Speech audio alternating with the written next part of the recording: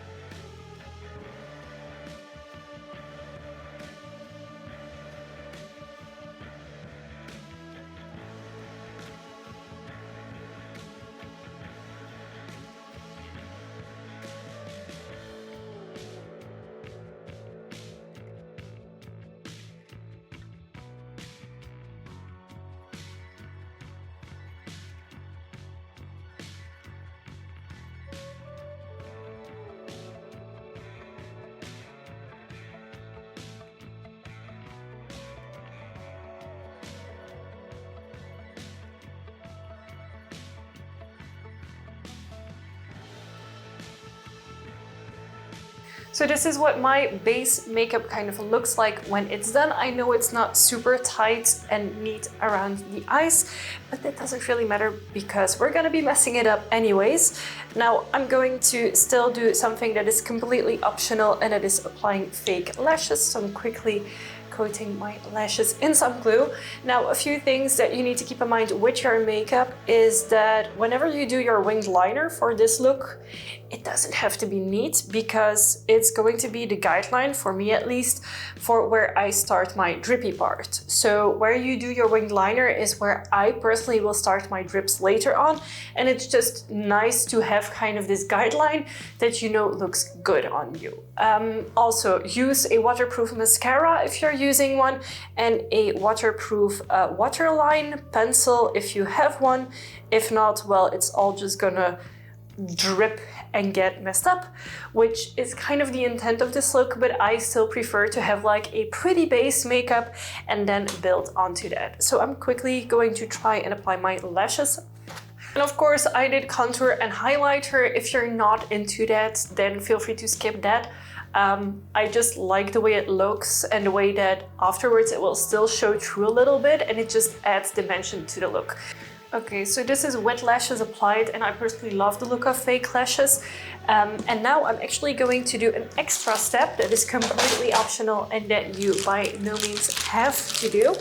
But I simply really love the look it gives, and it's actually this silver pigment. I use it in gold for my previous look because I had a gold headpiece. For this look I'm going into gray tints, so I think silver will look better. And I also noticed that I should blend my eye shape a little bit higher, so I'm going to quickly do that and then apply the silver in my inner eye corner for a little bit of like extra accents.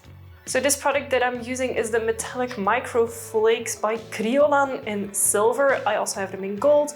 And then of course you need to use the mixing medium with it to get the right consistency and be able to apply. So what I personally do for this is I unscrew the lid. I put a little bit of pigment into the top of the lid and I work from there. Or if I'm working on clients, I actually put the pigment onto a mixing tray and do it from there. And know that this gets everywhere, so if you don't want to have silver on where you're working, protect your workspace.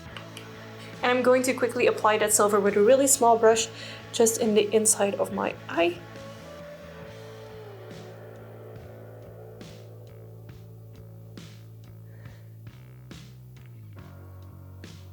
And I'm gently feathering this out, and you can immediately tell the difference between this eye with the silver and this eye without the silver.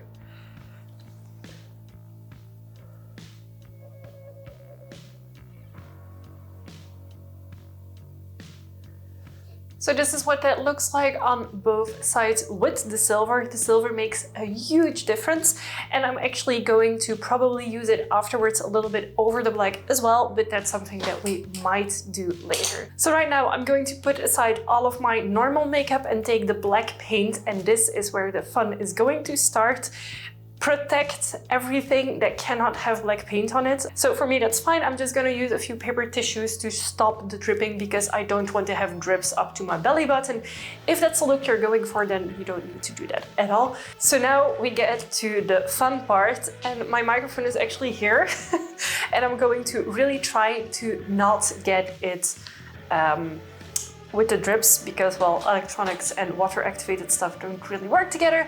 But first things first, I forgot to put on my lipstick. Now you can put on any color lipstick you want. I personally think that black looks best with this. I usually use a liner to first line my lips and then apply the lipstick. I can't find it right now, so I'm just gonna do my lipstick as is, but know that I usually use a black lip liner pencil or a dark red lip liner pencil to first line out the shape that I want and then apply the lipstick. So let's hope this goes well.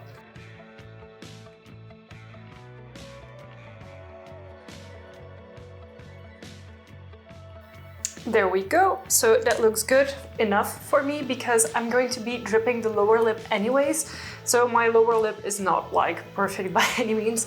Neither is my top lip, but it doesn't really matter too much because this is a messy makeup look anyways. Now you can start with whatever you feel most comfortable with. I personally like to start with doing my black neck, also because then I can also drip a few things here before I start dripping near my eyes, because the eyes are a little bit scary to me, but that's of course just me. So you're gonna take your black Grimas makeup. This is the cake makeup in color 101. Very important that you get to 101 and not the 100.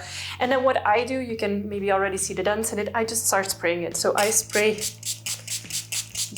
and this creates like drips. Okay, now it's already dripping onto my palette that I'm using as a mirror, so yay! Luckily it's not really on the shades that I use a lot. And then I go in with my blue sponge and I just dip it. And then you just start applying it here around your neck. And I usually like to do this with a mirror so I can get the line very even around my neck base. And the main thing that I see people doing that I think looks awful, yet a lot of people do it, is not dragging it far enough back. So what I like to do is I go in my neck and I go completely around, because otherwise if you take pictures from the side and you haven't gone past your ear, then you have this line, and I personally think that just looks weird. Like now I have a floating head, which I personally like the effect of. What I do is I use the edge of the sponge and then I just trace the edge of my skull. I don't know how to explain this. There is a bone, the jawbone, running there, and I just follow that edge of the jawbone as close as I possibly can.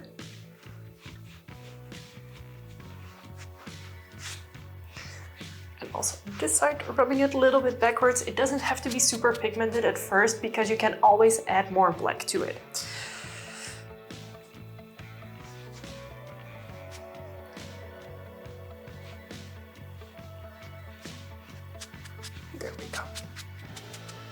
So this is step one for the black neck.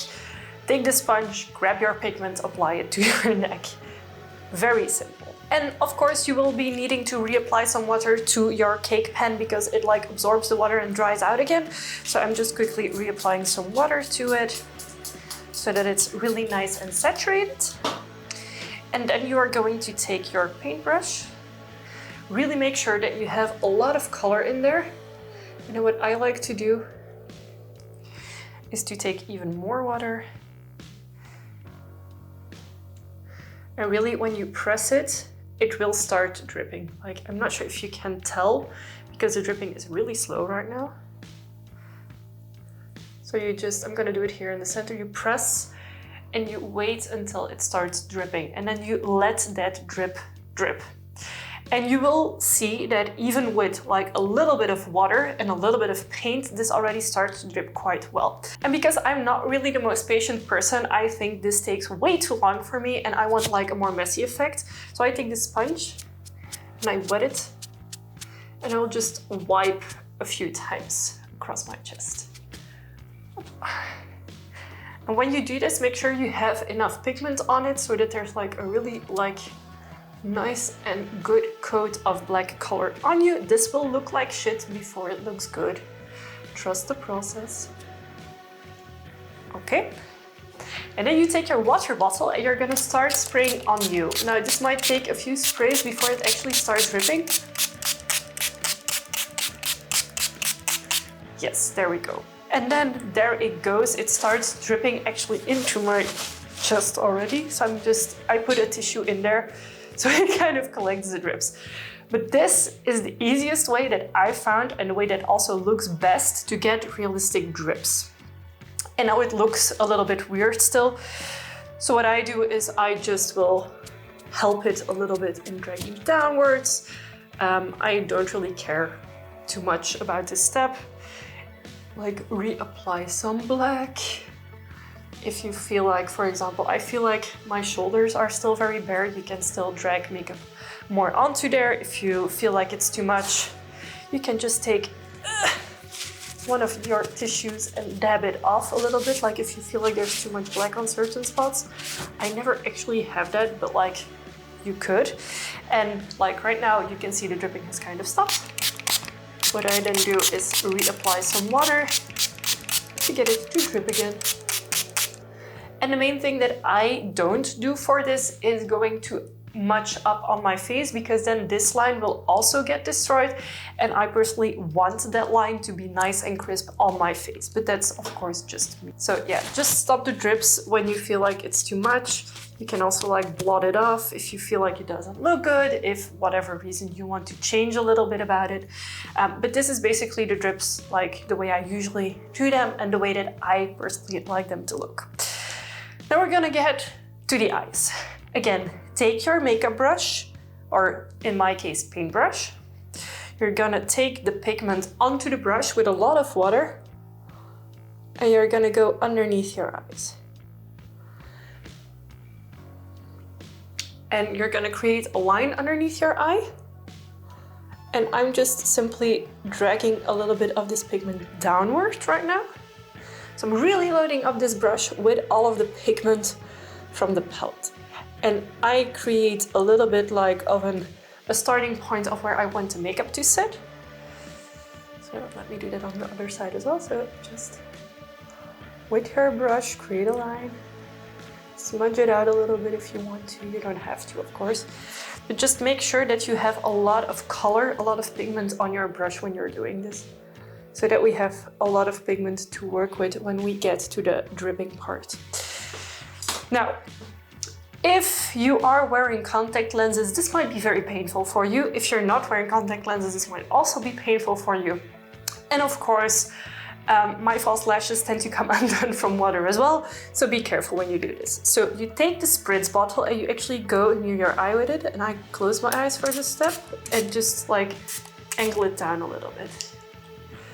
And you won't see this immediately, but it will start dripping in a moment. And on the other side, I'm gonna do exactly the same. There we go. And this is like the easiest way to get drips. And right now I'm already getting like paint in my eye there. So if you're wearing contact lenses, this is gonna hurt a lot, but like a lot. And then you can see how it really nicely creates these streaks that look natural, that look like it's not painted on because they aren't painted on. And if, like me, you get too much black in your eye, which is what I'm having, you just simply take a Q-tip and go to your eye, like the center of your eye, and take it away. And of course you can cry them out. If you have lens fluid, then you could also use that to get rid of any additional like color in your eyes. And just by blinking and by getting your like watering of your eyes working, you will get the paint out of your eyes. I just know from yesterday doing it with the lenses in that it was not very nice. Even now without lenses in, it's not the nicest feeling in the world. So I would recommend don't wear your lenses and be careful when you do this.